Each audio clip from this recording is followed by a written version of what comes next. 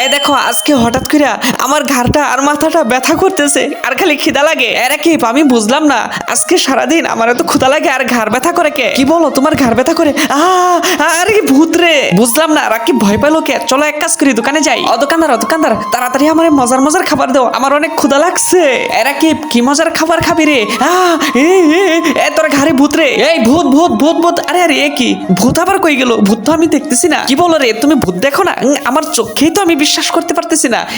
এই নাও, এই পুনপুনি খাওয়া আগে, তাহলে বুঝবা। দেও দোকানদার, আমার অনেক বেশি ক্ষুধা লেগে গেছে, এবার তাড়াতাড়ি পুনপুনি খাই।